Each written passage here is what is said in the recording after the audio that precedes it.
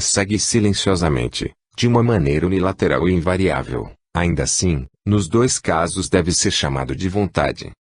Uma vez mais, a inconsciência é a condição original e natural de todas as coisas, o que a faz ser também a base a partir da qual, em espécies particulares de seres, a consciência vem a ser seu mais alto florescimento, razão pela qual a inconsciência continua a predominar sempre. Nessa perspectiva, a maioria das existências não tem consciência, mas ainda assim age de acordo com as leis de sua natureza, isto é, de sua vontade.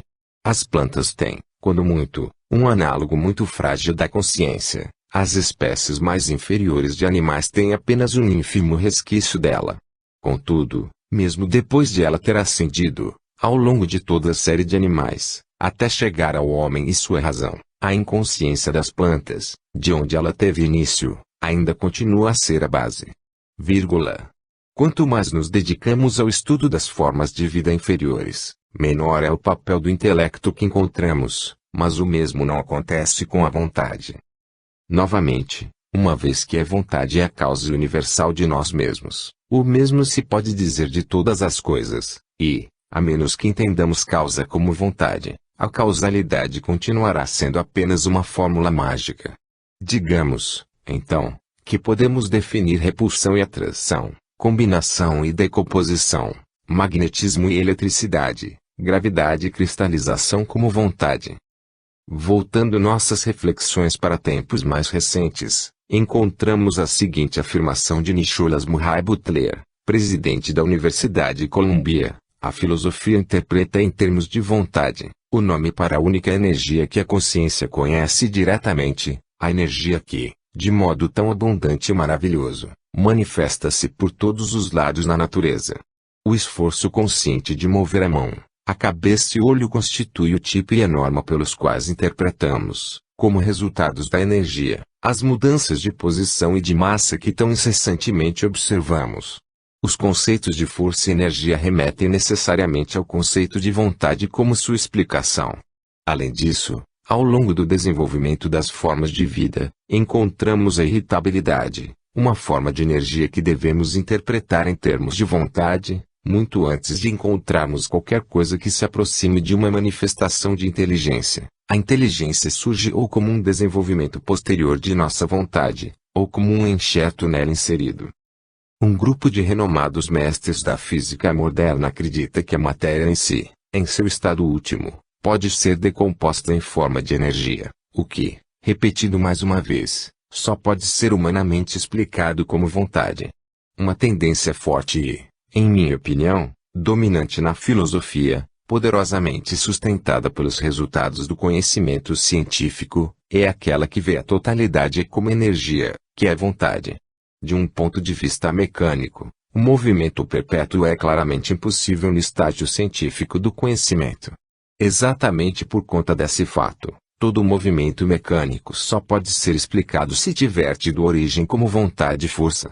Essa vontade-força é a totalidade autoativa. Outros autores têm chamado nossa atenção para a constatação de que o conceito humano original de energia surgiu, de fato, de sua experiência com a vontade nele próprio e em suas atividades. Assim não fosse, ele não teria conseguido conceber a energia como princípio operacional da atividade cósmica. Um desses autores afirmou que todo poder é força de vontade. Para outro, em seu sentido último, a energia pode ser incompreensível a nós, a não ser como uma demonstração daquilo que chamamos de vontade. Isso, como perceberá, corresponde perfeitamente ao conceito do budismo antigo que, num livro recente sobre seus preceitos, afirma: a vontade é a força motriz ou energia que, de mil maneiras distintas, produz aparência de movimento perpétuo ou de vir a ser.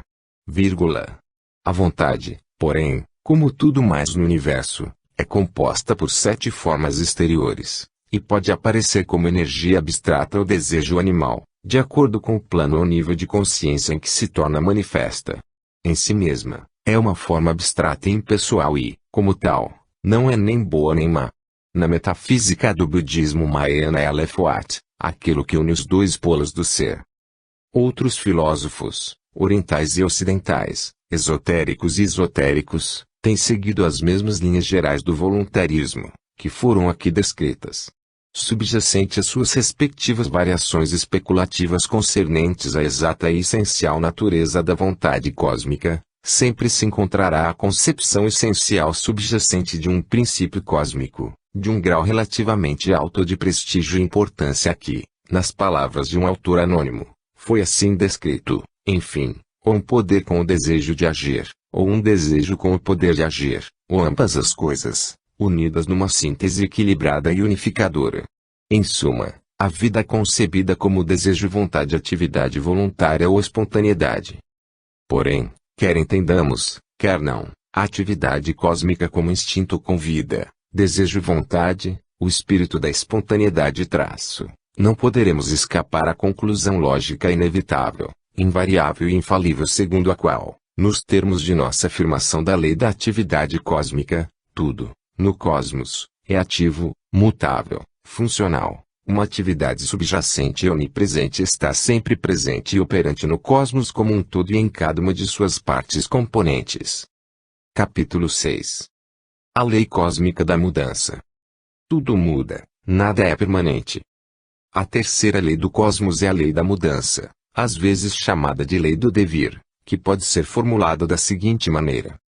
No cosmos como um todo, e em todo e cada uma de suas partes componentes, a manifestação de mudança constante, nada, no cosmos, permanece imutável, nem mesmo durante a mínima extensão de tempo, o próprio tempo é mensurado pela mudança.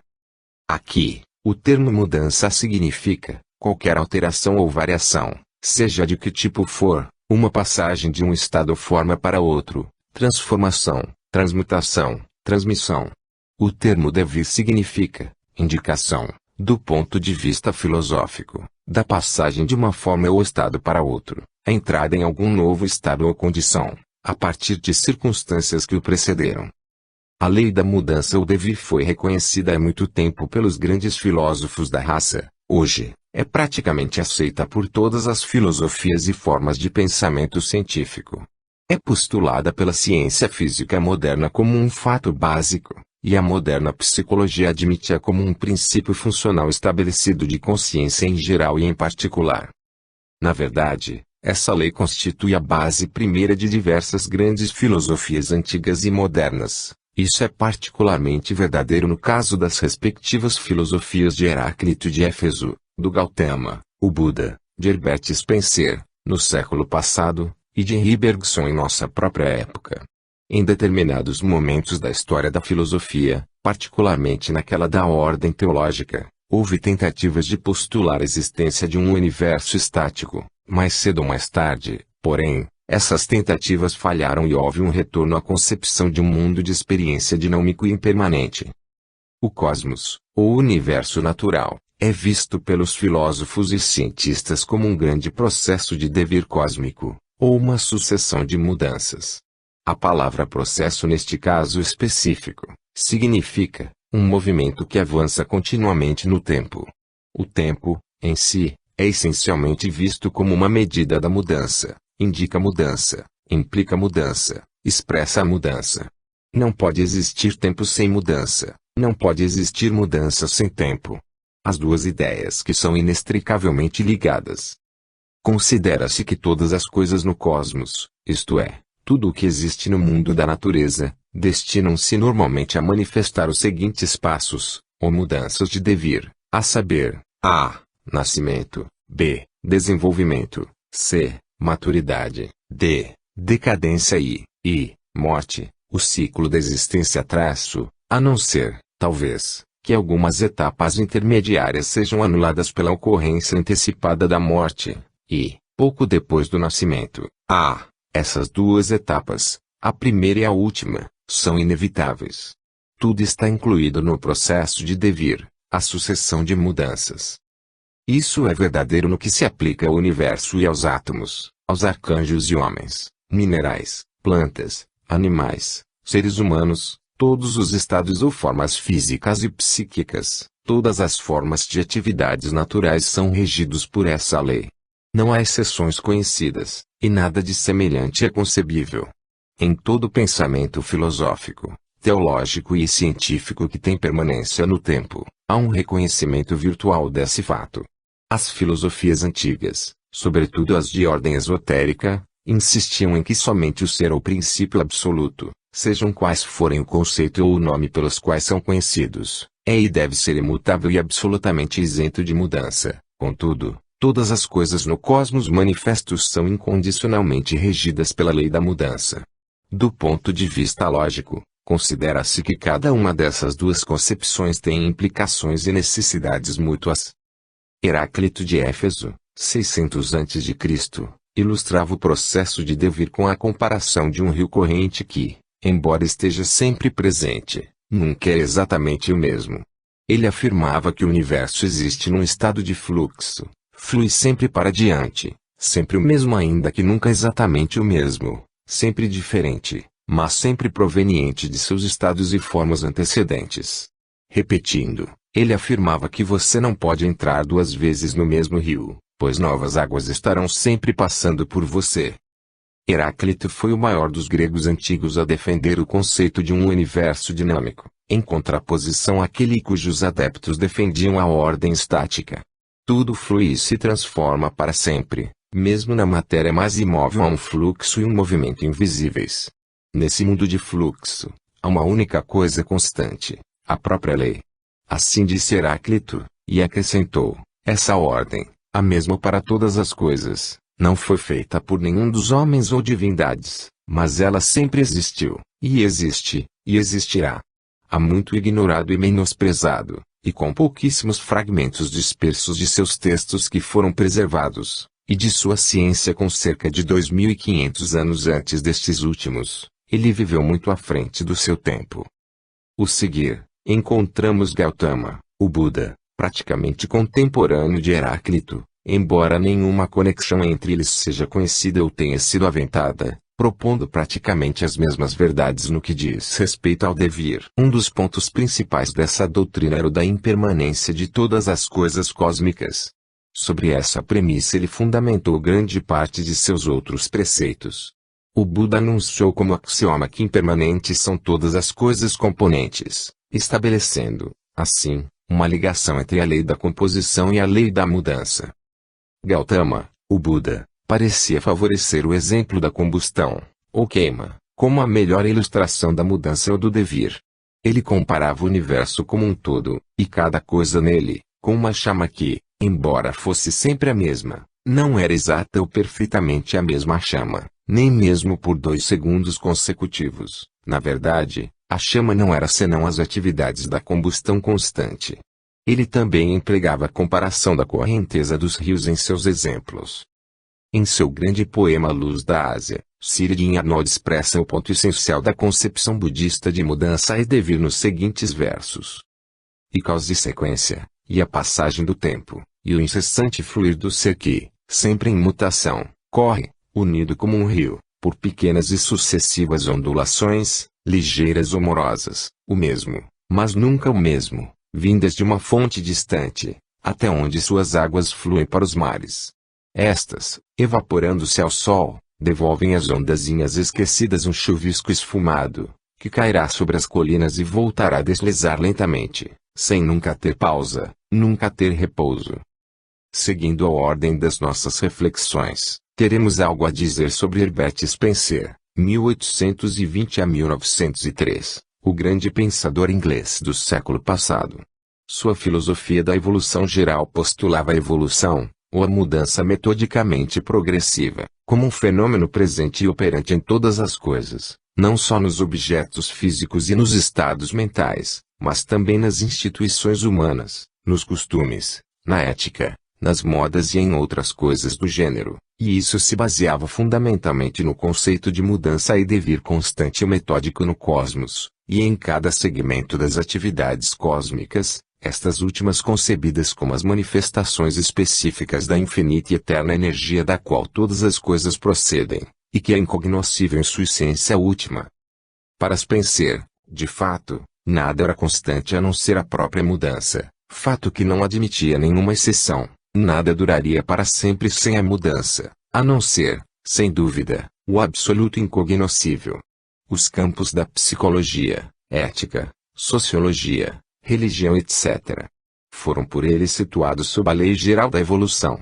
Poeira, dinastias e dogmas eram considerados semelhantes sob essa lei de mudança metódica. A operação dessa mudança sistemática no mundo das coisas vivas era evolução orgânica, no mundo dos sistemas solar e estelar, evolução cósmica, no mundo dos átomos, evolução atômica, e assim por diante. Tudo acontecia de acordo com a mudança regular e metódica e a transformação das formas e estados mais simples em mais complexos. Mudança e devir universal metódicos eram seu tema sempre que ensinava evolução geral. Nossa abordagem das questões examinadas até o momento nos levará agora à filosofia de Henri Bergson, 1859 a 1941, o grande filósofo vitalista dos primórdios do século atual. Deixando de lado sua identificação especial da natureza última das coisas com a vida, energia viva trataremos aqui somente de sua filosofia da mudança, na qual se considera que tudo está submetido à lei da mudança e devir. Para ele, a natureza está sempre para o que der e vier, a expressão que remete a uma vida livre, espontânea e criativa. Ele segue Heráclito na crença em que todas as coisas estão em estado de fluxo ou fluindo. Também defende a ideia de que todas as coisas são dinâmicas, não estáticas, como se num eterno vir a ser, e não simplesmente ser, que o cosmos deve ser visto como uma sucessão de coisas mutáveis, que a mudança ininterrupta, uma incessante mutação fosse uma marca distintiva das atividades do cosmos. Bergson apresenta exemplos úteis de como nossos sentidos percebem as atividades mutáveis do cosmos como estáticas. Essas informações dos sentidos não são, segundo ele, nada além de instantâneos de uma sucessão de coisas que, na verdade, estão em movimento. Essas imagens, assim fotografadas, mostram as coisas enganosamente, como tão imóveis como se congeladas para todo sempre, para empregar a oportuna descrição de o durante. Para usar os termos desse mesmo autor, elas nada mais são que poses estáticas da viva corrente da realidade, que o intelecto apreende como uma série de estados, mas perde a continuidade que os entrelaça à vida. O tempo, com seu fluxo incessante, é para Bergson a própria essência do real. A popularidade da filosofia de Bergson, quando se deu a conhecer, deveu-se em grande parte à sua união das ideias de energia viva com as de mudança e evolução, que formam uma parte reconhecida do arsenal mental da ciência moderna. O elan vital bergsoniano é um impulso vivo no cosmos, cuja energia leva as coisas a evoluir e faz do mundo um teatro de infinita criação.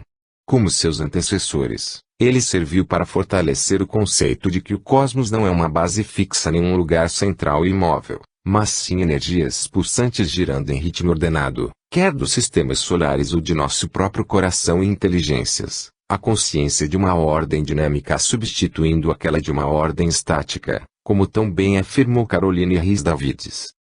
Quanto à ciência moderna, pode-se dizer que praticamente todo pensamento científico moderno está em perfeita consonância com a lei geral de que todas as coisas, sem exceção, existem numa condição de mudança ininterrupta e ordenada, a concepção cósmica dinâmica. A concepção cósmica, em vez da estática. A ciência física moderna, em todos os seus segmentos, fornece uma profusão de evidências que corroboram essa lei. Em química, astrofísica, biologia, sociologia, mitologia, ética, história religiosa e outros ramos do pensamento, temos farta abundância de exemplos da atividade da mudança ou evolução ordenada do universo. Na psicologia moderna, também, temos exemplos impressionantes da mesma lei. Até a própria consciência depende da mudança para suas atividades. Sem mudança, não haveria consciência. Sobre esse fato, todos os psicólogos modernos estão de pleno acordo. Em essência, eles dizem que a consciência é de natureza tal que torna a sua existência impossível, a não ser em estado de perpétua mudança. Para nós, a consciência é inconcebível sem a mudança.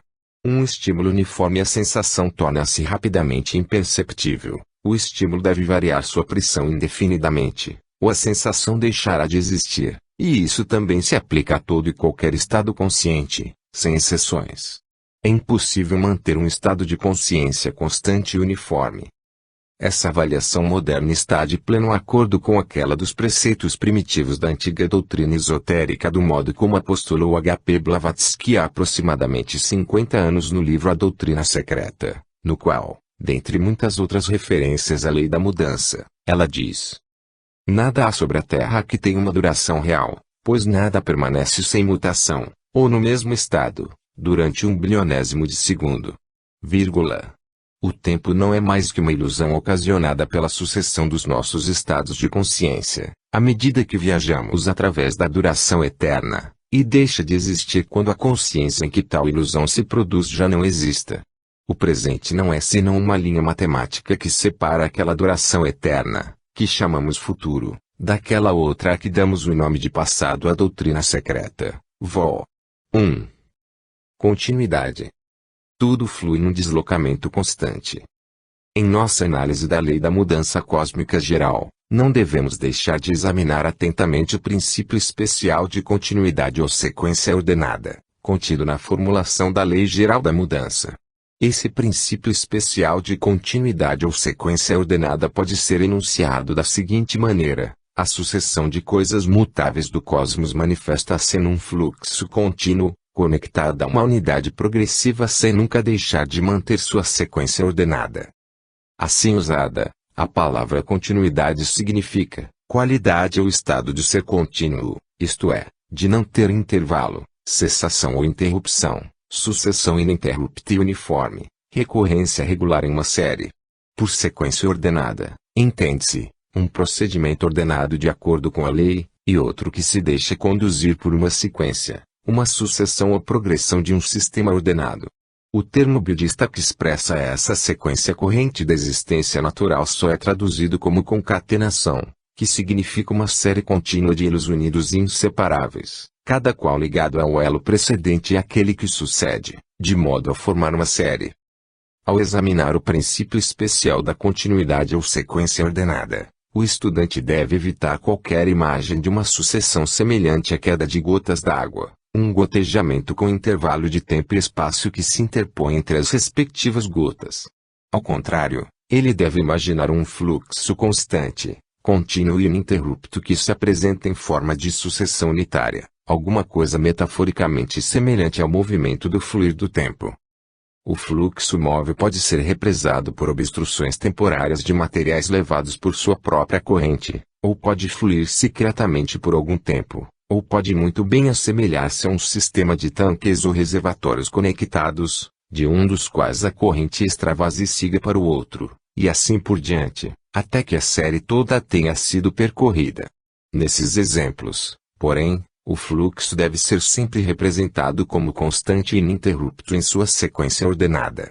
Essas supostas exceções, como ficou demonstrado acima, não violam a integridade da regra geral, elas só servem para pôr em relevo o significado original de sua integridade. Em algumas terras do Oriente, os mestres ocultistas empregam como símbolo dessa série multiforme de mudanças, o devir, uma criatura parecida com um camaleão, que muda de cor diante dos nossos olhos. Aqui, uma combinação de cores mistura-se gradualmente à outra, e assim por diante. Uma vez mais, uma caleidoscópio, manifestando constância e continuidade de movimento e mudança de forma de seu conteúdo, é empregado para um objetivo semelhante de demonstração.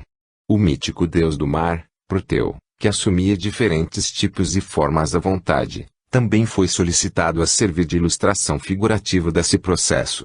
No ensino moderno, as conhecidas placas coloridas que mostram a mistura de luzes e cores diferentes do espectro solar são outra modalidade possível de explicação.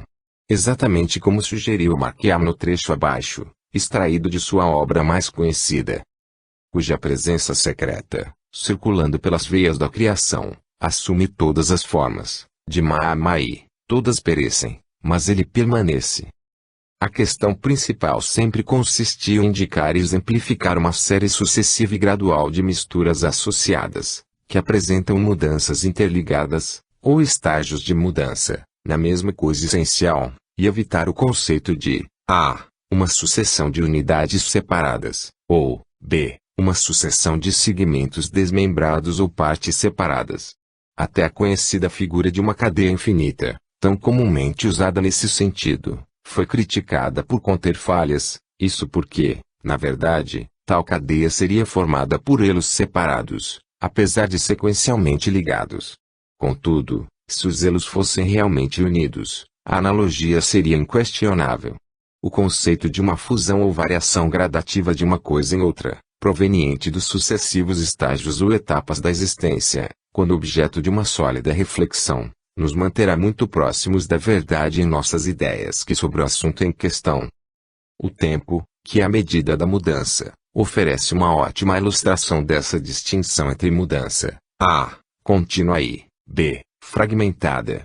Temos o hábito de pensar o tempo como uma série de segundos, minutos, horas, dias, semanas, meses, anos, séculos etc., cuja característica principal são interrupções ou desmembramentos, ignorando o fato de que o desmembramento ou a fragmentação dessas supostas unidades de tempo nada mais é do que o resultado de uma mensuração por expedientes artificiais de separação, ou então pelos movimentos relativos dos objetos naturais, que, em ambos os casos, só existem em nossa mente. Na verdade, o tempo nunca é tão separado ou desmembrado, assim como uma estrada ou rodovia nunca é desmembrada em centímetros, metros, quilômetros etc. Os objetos dos quais se depreende alguma ideia intrínseca de tempo, diz Bergson, na verdade não passam, por assim dizer, de instantâneos de um processo em movimento. O professor Edward Bradford Jenner, um verbete escrito para uma enciclopédia sobre associação de ideias, apresentou também um exemplo aplicável ao processo contínuo de sequência ordenada, que é universal em sua manifestação, embora nenhuma intenção desse tipo possa ser atribuída a ele no artigo. Ele afirma: os elementos associados ora são extremamente profusos, ora um mero filamento. A massa ora intensa, ora frágil, ora é clara, ora obscura, ora dirigida por um único elemento, ora por uma união de dois ou mais canais de influência, ora fluindo com prazer, ora com total indiferença afetiva. Essa associação colateral, como qualquer outra consciência, é caleidoscópica, apropriando-se de processos aqui e largando-os ali, mas sempre levada por um único núcleo, de modo que nunca haja um salto de uma etapa para outra, nunca um hiato na cadeia, mas, de modo invariável, uma transição gradual de um ponto a outro. Esse contínuo fluxo sequencial no cosmos não é um mero fluir, é também um fluir que manifesta ordem. É um fluxo lógico e ordenado, jamais acidental, caótico, atabalhoado e aleatório em nenhum momento. Não há nele o mais leve vestígio de acaso. A lei e a ordem estão por toda parte em evidência, sua manifestação é onipresente. Há uma lógica cósmica sob a qual o cosmos manifesta suas atividades. Às vezes, o surgimento repentino de saltos, pulos ou rompantes em processos iniciais não deve ser visto como exceções à regra geral de sequências contínuas e ininterruptas nas atividades cósmicas, pois não se trata disso de maneira alguma. A pesquisa e observação mais profundas, sustentadas por uma avaliação perspicaz, revelará o fato de que tais ocorrências não violam a integridade da lei. Quando se leva em consideração o fluxo subterrâneo da cadeia de acontecimentos correntes, encontra-se a solução. Não há elos ausentes no processo geral de mudança contínua, embora a observação humana possa não perceber todos os elos de uma só vez. A lei é a lei, e não conhece exceções. Capítulo 7. A lei cósmica da causalidade. Tudo acontece devido a uma causa. A quarta lei do cosmos é a lei da causalidade, que pode ser formulada da seguinte maneira: todas as mudanças nas atividades do cosmos são condicionadas e causadas, elas se manifestam através de uma causa condicionante, elas continuam a se manifestar através de uma causa condicionante, elas deixam de se manifestar através de uma causa condicionante. No sentido mais geral, a palavra causa é definida como aquilo que produziu ou opera um resultado. De modo geral, a causa de qualquer efeito é a verdadeira razão do acontecimento, ou aquilo, físico ou mental, que é corretamente nomeado em resposta à pergunta por quê.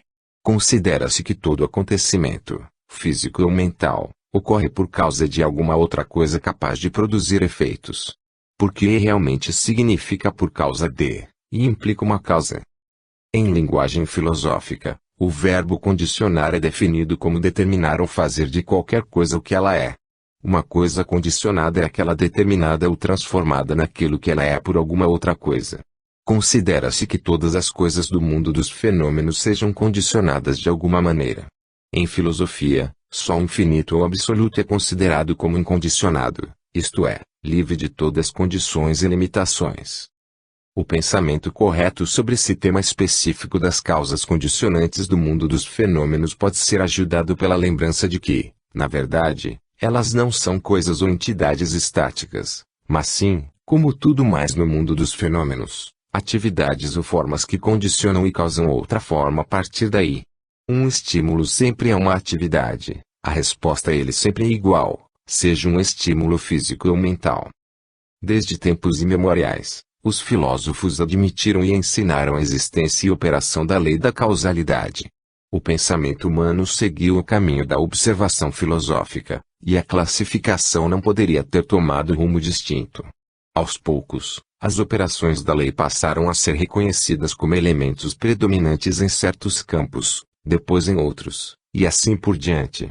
Depois, a generalização chegou ao reconhecimento do predomínio universal da causalidade, e foi alçada a dignidade de uma lei do cosmos de natureza axiomática.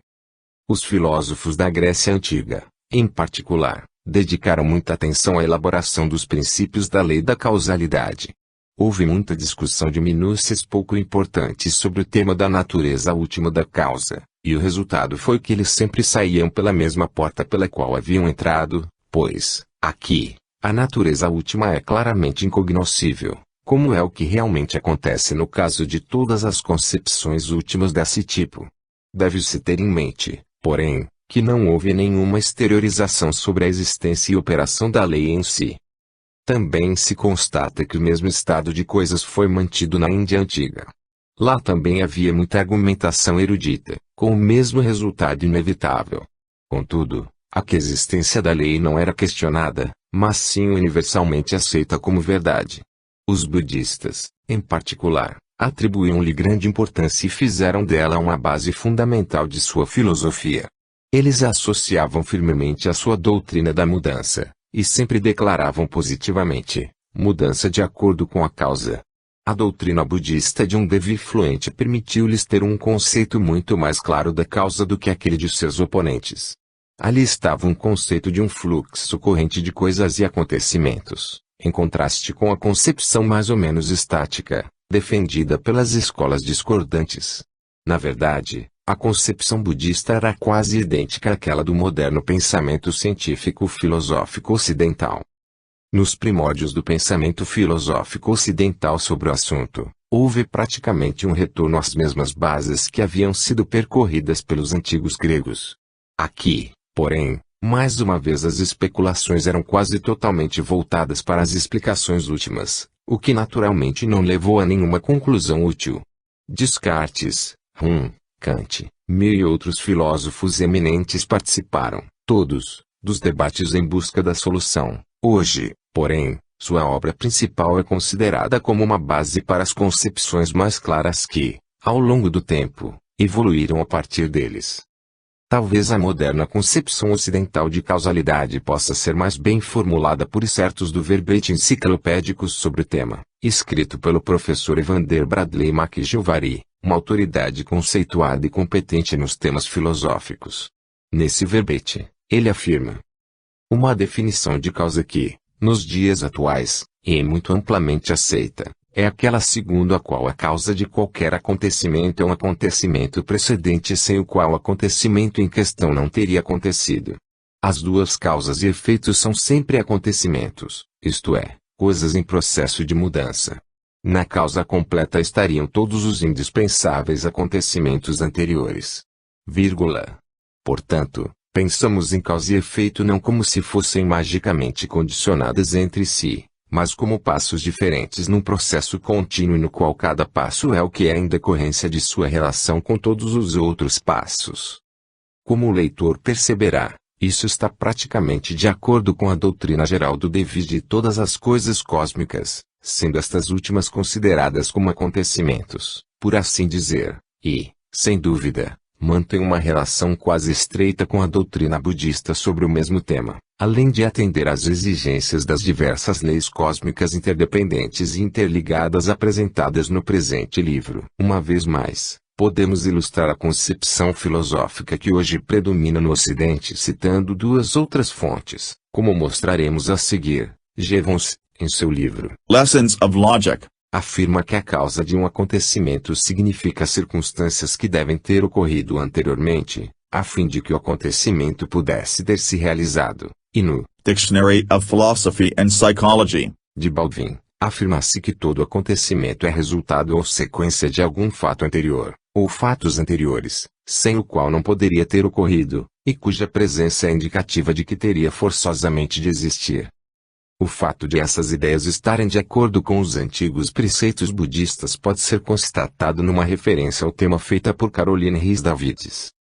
Desde Thomas Brown e John Stuart Mill, pelo menos neste país temos considerado suficiente dizer que não fazemos nenhuma ideia de nada que diga a respeito à eficiência, além de irregularidade de sequência. Vírgula. Até o momento, para nós mesmos. A antiga fórmula budista apresenta uma concepção paralela. Deixando de lado as especulações sobre o começo e o fim, essa fórmula nos diz que todos os dhammas, todas as coisas como são conhecidas acontecem a partir de causas. E uma causa que foi aquela coisa, ou aquelas coisas, cuja presença se fez necessária para determinada coisa subsequente, ou coisas que são conhecidas como resultado. E considerava-se que essa uniformidade em sequência era de importância tão crucial que a chamavam de Dhamma. O Buda é representado como se estivesse a dizer um hipotético Jain, deixar de lado essas questões sobre começo e futuro. Eu vos ensinarei o Dhamma, o que está presente, vem a ser, do surgimento daquilo, surge isso, estando aquilo ausente, isso não vem a ser, a partir da cessação daquilo, isso cessa também. Aqui, observaríamos em passante que os budistas sustentam que praticamente todas as atividades vivas têm, como sua motivação maior e sua causa condicionante alguma forma de desejo, intenso ou brando, consciente ou inconsciente. Isso produz uma característica dominante de sua doutrina de Tanya, o princípio universal do desejo em suas muitas formas, e também de Kama, o elemento de desejo em todas as coisas vivas. Platão também enfatizou a força motivadora do desejo. Spinoza vê no desejo a essência da força motivadora que se encontra na base da atividade humana. Schopenhauer também postula um impulso consciente ou inconsciente para a ação, o princípio do desejo-vontade, como as causas condicionadoras da atividade viva. Na categoria das causas condicionadoras, devemos atribuir um lugar importante ao desejo. Por trás da vontade, encontra-se o desejo, é um antigo aforisma do ocultismo. De fato, o desejo pode verdadeiramente dizer, calculam maus que me deixam de fora. Tanto Platão quanto Gautama, o Buda, sustentam que o elemento desejo chega até a produzir vidas futuras, o renascimento.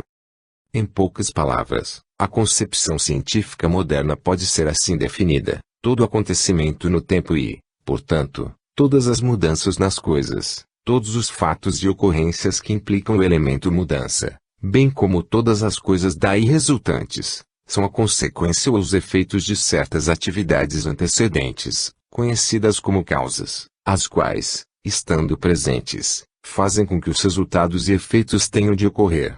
Considera-se que isso seja uma verdade igualmente aplicável tanto aos acontecimentos e atividades físicos como aos psíquicos. As afirmações acima significam, em resumo, que tudo é A. Exatamente o que é, está, B. Exatamente onde está e, C. Exatamente quando está, porque certas outras coisas foram exatamente o que foram, ou são. O leitor perceberá que são e estão podem ser substituídos por foram na afirmação acima.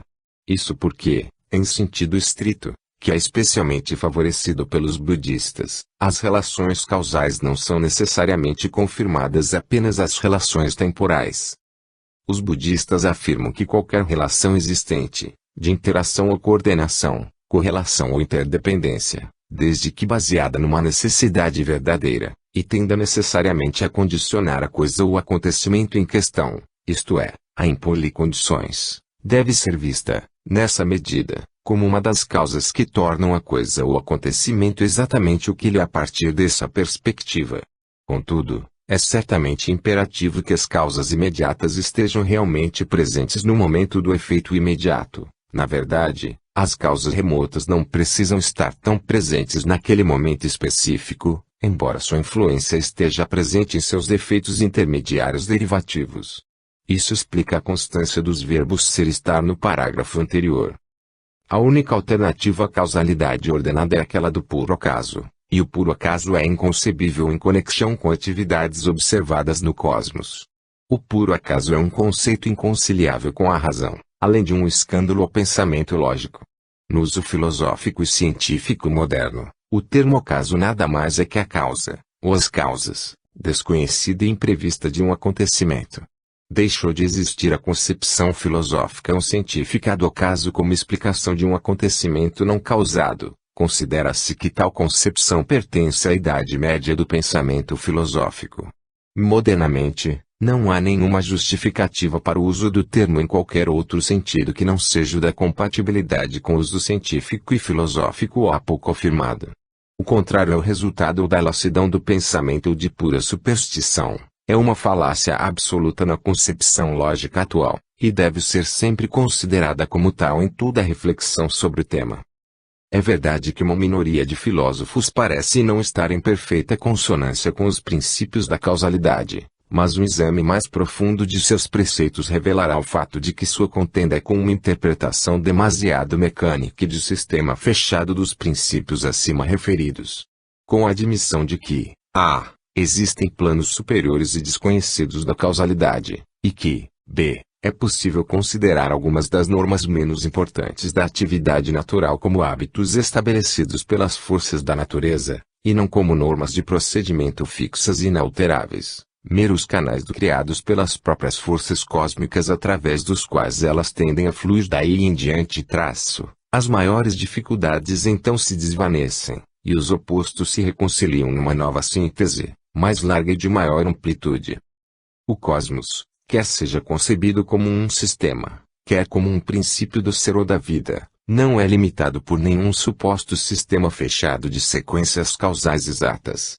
É um processo de desenvolvimento em que os elementos causais mais elevados e desconhecidos desempenham seu papel, no qual as correntes subterrâneas e as forças acima são operativas, assim como aquelas dos planos de superfície. A causalidade, porém, conhecida ou desconhecida, superior ou inferior, está sempre presente e atuante. Uma concepção simples, mas que parece confiscar a substância de mistério aparente é aquela segundo a qual causa e efeito se mantêm como fatores ou aspectos componentes da atividade universal, da qual todos os acontecimentos e coisas são partes, embora não permaneçam à parte umas das outras, ou em relação ao todo. Os princípios da continuidade, sequência, devir, a unidade e o fluxo exterior das coisas no cosmos, tornam fúteis e inúteis as especulações relativas aos detalhes da causalidade, e servem para criar um maior entendimento do espírito de suas leis. Não seria justo, nem apropriado, encerrar este exame da lei da causalidade sem uma referência à sua extensão da parte das escolas brahmanes e budistas das filosofias orientais, ao karma, em sua aplicação ao destino de indivíduos, famílias, raças e nações. Ainda que no transcurso de seu raciocínio lógico elas ampliem essa lei do karma de modo a incorporar e incluir a lei de causa e efeito nas atividades éticas e morais, a lei da causalidade ética e moral, particularmente em suas doutrinas do renascimento, ainda assim elas ainda consideram o karma como a aplicação universal nas atividades físicas e psíquicas do universo manifesto. Este último fato não é de conhecimento tão geral, mas é extremamente correto. A citação a seguir, extraída dos escritos de H.P. Blavatsky, exemplifica esse significado geral e universal do termo karma nas filosofias esotéricas do Oriente. Karma é a lei de causa e efeito. Repetindo, karma é a lei última do universo, a fonte, origem e procedência de todas as outras leis que existem em toda a natureza. Karma é a lei infalível que ajusta o efeito à causa, nos planos físico, mental e espiritual do ser. Como nenhuma causa permanece sem seu devido efeito, do maior a menor, de uma perturbação cósmica até o movimento de sua mão, e, Como o semelhante produz o semelhante, o karma é aquela lei invisível e desconhecida que ajusta, com sabedoria, inteligência e justiça, cada efeito à sua causa, fazendo esta última remontar a seu produtor. A lei da causalidade é considerada pelas maiores autoridades científicas e filosóficas de nossa época, bem como por aquelas do passado, como axiomática e evidente por si mesma, e cuja negação é inconcebível. A doutrina do puro acaso é a única alternativa possível, e trata-se da pura negação do princípio da causalidade lógica, sendo também inconcebível e repulsiva tanto à razão como à intuição.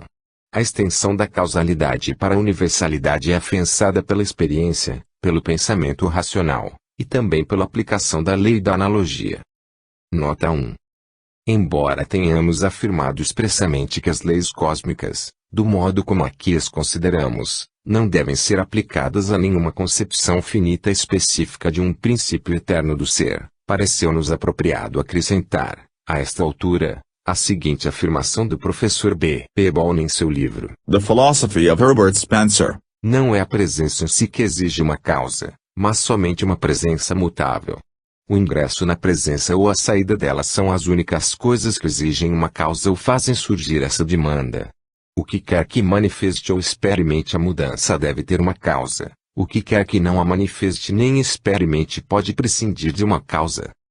Do nosso ponto de vista, a aplicação da afirmação no comentário acima é óbvia. Ela exime e liberta da causa necessária qualquer conceito de princípio eterno do ser, e, ao mesmo tempo, prende e conecta inextricavelmente a lei cósmica da causalidade à lei cósmica da mudança. Ela não apenas fornece a possível concepção de uma causa sem causa última, aquilo que corrobora e mantém todas as mudanças, e continua imutável em meio a todas as mudanças. Se tal teoria ou sugestão estiver presente no pensamento filosófico, ela também lhe impõe, categoricamente, a causalidade por meio da mudança sobre todas as modalidades cósmicas de atividades, tanto em geral como em particular. Nota 2. A lei da causalidade natural aqui submetida a exame não deve ser identificada com as doutrinas de fatalismo, nem com as de predestinação, respectivamente. O pensamento costuma ser erradamente confundido com elas. As breves afirmações definitivas apresentadas a seguir sobre os três conceitos respectivos talvez sirvam para impedir ou corrigir esse possível erro da sua parte. Bem ao contrário de a causalidade natural e o fatalismo terem significado idêntico, o que se tem, na verdade, são dois conceitos fundamentalmente antagônicos quando levamos em consideração seus respectivos significados essenciais. A causalidade natural apenas afirma que todos os acontecimentos e fatos naturais têm suas causas naturais antecedentes, em outras palavras, estão sempre condicionados por certos acontecimentos ou fatos naturais que os precederam, e que, caso estivessem ausentes, não teriam acontecido, e que, por sua vez, esses acontecimentos precedentes tiveram seus próprios antecedentes, e assim por diante, através de todo o ciclo cósmico.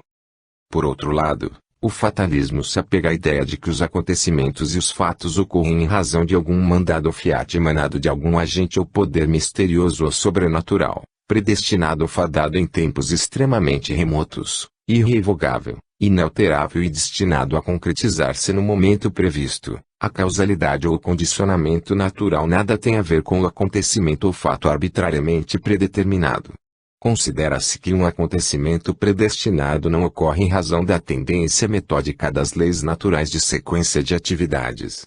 Na verdade, admite-se que ocorra a despeito dessas leis, em geral, quase sempre atuando num movimento contrário ao delas, e que todas as tentativas de escapar ao destino por meios naturais são inúteis. O fatalismo, portanto, postula os poderes naturais como se, originalmente, fossem uma injunção ou predeterminação de certos acontecimentos, sem nenhuma referência a causa e efeito naturais. Além disso, o fatalismo defende a ideia geral de que a vontade humana não é um fator eficiente nos processos de contingência ou ocorrência, ao menos na medida em que remeta a um acontecimento fadado. Por outro lado, a causalidade natural sustenta que a vontade humana é um fator de grande eficiência em muitos acontecimentos e fatos. Como antecedente, esse é um importante elemento determinante, embora em si mesmo deva ser explicado à luz do direito natural geral. O fatalismo, portanto, recusa-se a admitir a vontade humana como um elo na cadeia da causalidade natural, embora a causalidade natural a veja como um elo importante na cadeia sequencial. O fatalismo postula poderes sobrenaturais como se eles comandassem ou predestinassem arbitrariamente certos eventos e acontecimentos a partir de um desenvolvimento de condições naturais, tudo nos termos da lei e da ordem na natureza. Por último, a predestinação em geral difere tanto da causalidade natural como do fatalismo, respectivamente, como estes foram aqui apresentados e explicados. A predestinação é a doutrina teológica que, apesar de admitir a causalidade natural à luz da lei e da ordem, também defende a ideia de que a deidade, concebida como ser pessoal, tenha predestinado, ela própria, a lei natural e a ordem das coisas, e que também tenha predestinado e predeterminado todos os acontecimentos que ocorrem nessa esfera de domínio. Em suma, que ao predestinar o fim, ela também tenha predestinado os meios.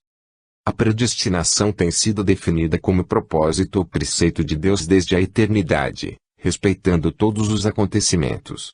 Levada à sua aplicação extrema, a predestinação resulta na enunciação teológica de que por determinação de Deus, para a manifestação de sua glória, alguns homens e anjos são predestinados à vida eterna, e outros são preordenados à morte eterna. A causalidade natural não deve ser confundida nem com a doutrina do fatalismo, nem com a da predestinação. Na verdade, elas são consideradas como doutrinas opostas e antagônicas, quando corretamente interpretadas. Capítulo 8. A lei cósmica do ritmo ou periodicidade. Tudo se move em ciclos rítmicos. A quinta lei do cosmos é a lei do ritmo ou periodicidade, que pode ser formulada da seguinte maneira. Todas as mudanças nas atividades do cosmos seguem adiante em ritmo cadenciado, ciclos rítmicos ou sucessões periódicas. A palavra ritmo significa uma sucessão regular de movimentos, impulsos, mudanças e coisas afins. A essência da definição consiste na ideia de sucessão regular, ou regularidade de alterações. A palavra ciclo significa um intervalo de tempo no qual certa sucessão de fenômenos se completa, e então retorna, de novo e sempre de novo. A palavra periodicidade significa estado de ser periódico, isto é, realizado numa série de círculos, circuitos ou ciclos recorrentes, repetição de atividades ou intervalos de tempo recorrentes. A lei do ritmo ou periodicidade foi reconhecida desde muitas eras como uma lei universal. Filósofos de tempos imemoriais observaram e registraram sua presença e atuação no mundo da natureza, em todos os seus muitos campos de atividade. Sua estreita relação com a lei da polaridade tem sido observada da mesma maneira. Percebe-se que o processo rítmico opera entre os dois polos das coisas naturais. Heráclito e Gautama, o Buda, enfatizaram na cerca de 2 milênios e meio atrás, e a lei recebeu muita atenção de filósofos e cientistas daquela época até o presente, sobretudo dos estoicos, dos pitagóricos etc. Herbert Spencer, em nossa própria época, fez dela uma característica fundamental de sua própria filosofia. A ciência moderna considera-a como uma lei essencial. Os antigos budistas defendiam firmemente essa doutrina em conexão com seus preceitos fundamentais sobre mudança e devir. A concepção deles foi muito bem exposta pela senhora Caroline Rhys Davids. Postula-se, um universo de muitos mundos que vão do eterno ao eterno, alternando integração e desintegração. 2. Esse procedimento cósmico é metódico em sua natureza física, psíquica e moral. 3. Nenhuma instabilidade, nenhum acaso ou causa existe em qualquer parte desse cosmos. H.P. Blavatsky formula essa teoria da seguinte maneira: a eternidade do universo em toto, como um plano sem limites, periodicamente, cenário de universos inumeráveis, manifestando-se e desaparecendo constantemente. Vírgula. O aparecimento e desaparecimento de mundos é como o fluxo e o refluxo periódico das marés. Vírgula. Essa afirmação contida em a doutrina secreta é a universalidade absoluta daquela lei de periodicidade, de fluxo e refluxo, de crescimento e decadência, que a ciência física tem observado e registrado em todos os departamentos da natureza. Um fato tão comum, tão perfeitamente universal e sem exceção, que será fácil compreender porque, nele, divisamos uma das leis absolutamente fundamentais do universo, a doutrina secreta, Vol. 1. Os preceitos esotéricos do Oriente mencionam constantemente a operação da lei universal de ritmo, ciclicidade e periodicidade. Eles a empregam na narração dos diversos períodos recorrentes de atividade e passividade alternadas. Isso vai dos grandes dias e noites de Brahman, os grandes ciclos cósmicos, até os menores períodos de alternação, como os respectivamente maiores e menores Manvantaras e Pralayas, os Yugas, os Kalpas, etc., e também até a sequência cíclica das sucessivas raças e sub-raças humanas, as ondas de vida, etc. Além do mais, os preceitos esotéricos do mundo oriental se apegam firmemente ao princípio de que sua doutrina específica de renascer depende não só da lei do karma, causalidade, mas também da lei da periodicidade cíclica. Essas duas leis são necessárias e igualmente operantes no processo de reencarnação. Para corroborar esta última afirmação, citaremos o texto abaixo, no qual H.P. Blavatsky afirma: a peregrinação obrigatória para cada alma, no ciclo de encarnação, está de acordo com a lei cíclica e kármica, ao longo de toda a sua duração. A doutrina secreta, Vol. 1. Também citaremos William Kijiji, outro a escrever sobre o tema, para quem, por ser a grande lei da vida e do progresso, a reencarnação está interligada àquela dos ciclos e do karma. As três funcionam em conjunto e, na prática, é quase impossível desenredar a reencarnação da lei cíclica. Pessoas e nações em fluxos definitivos retornam à Terra em períodos de recorrência regular, e assim trazem de volta para o globo as artes, a civilização e as próprias pessoas que, no passado, neles tiveram atuantes. E as unidades de nação e raça, surgem conjuntas e repetidamente, em forma de novas raças e novas civilizações, à medida que os ciclos se movem em revoluções periódicas.